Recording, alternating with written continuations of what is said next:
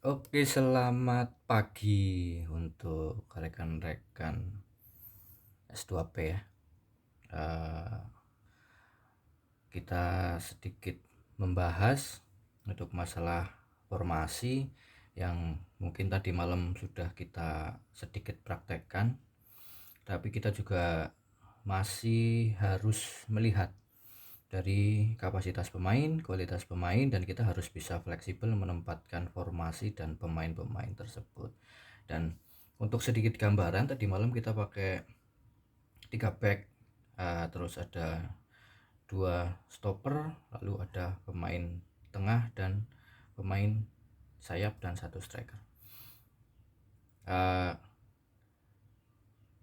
Kenapa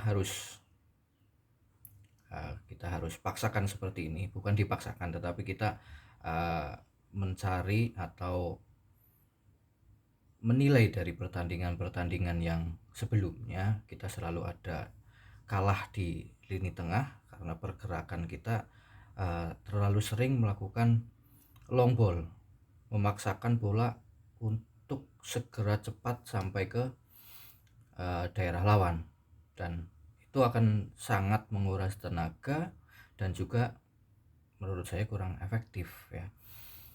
Jadi dengan formasi seperti ini, kita lihat di tengah itu kita menumpuk banyak pemain, dan tujuannya adalah untuk memperpendek jarak untuk kita melakukan passing-passing pendek sehingga kita tidak harus lari dengan long ball yang itu nantinya juga akan menguras fisik, menguras tenaga, dan juga kurang efektif.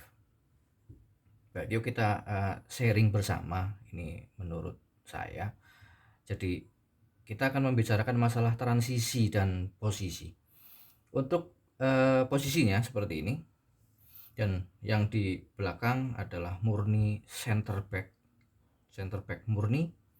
Lalu di depan sini adalah stopper. Lalu di sini adalah pemain tengah, bisa dikatakan pemain tengah, bisa menjadi striker bayangan.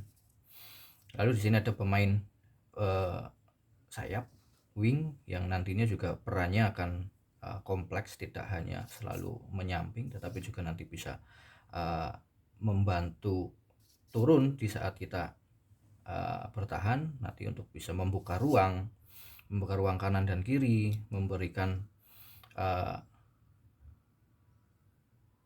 ruang kepada pemain tengah untuk bisa memberikan umpan-umpan terobosan ke striker, atau dari belakang nanti langsung bisa narik pemain, langsung bisa long pass, long ball. Ya, kita nanti akan bahas bareng-bareng. Oke, kita langsung saja nanti pas yang pertama kita akan bahas di transisi bertahan ya. Transisi bertahan gimana sih kalau kita sedang diserang ya. Maaf ini ala kadarnya karena ini dari alat-alatnya masih terbatas, belum ada bantuan dari pusat geologi. Baik, kita langsung di saat kita menyerang.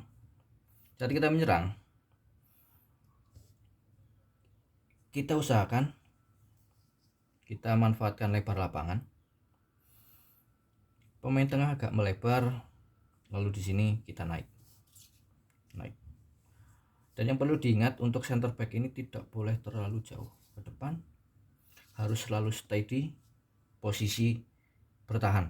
Karena kita memakai 3 back, kalau nanti sampai jauh salah satunya naik ke depan, jika kita tercounter, kita hanya tinggal sisa 2. Kita naik, kita bantu, 3 tetap di sini, lalu lini tengah kita menumpuk lini tengah di sini.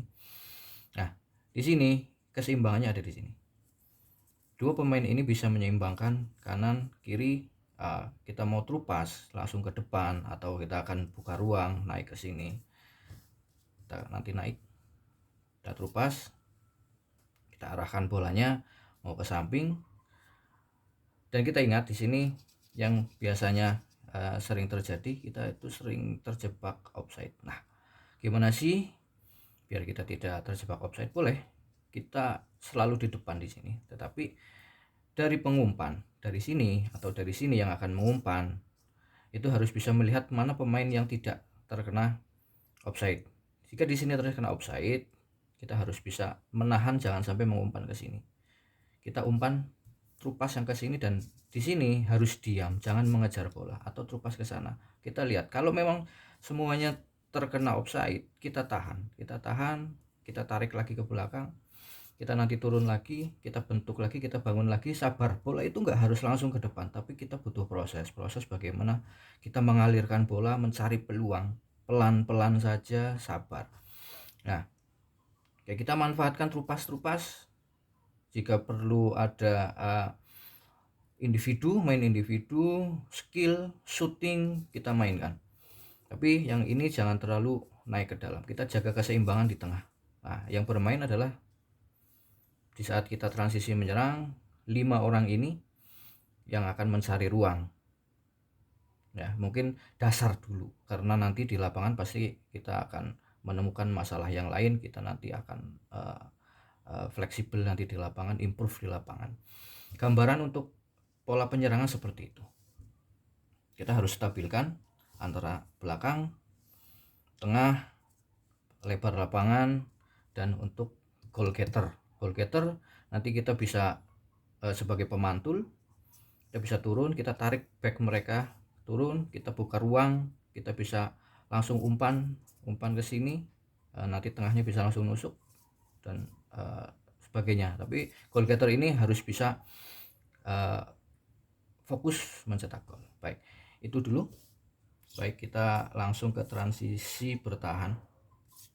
Nah, pada transisi bertahan ini ada yang sedikit spesial, pemain spesial, yaitu ada di stopper. Ada 2 stopper, tetapi kita nanti ambil satu yang paling istimewa untuk melengkapi dari pertahanan.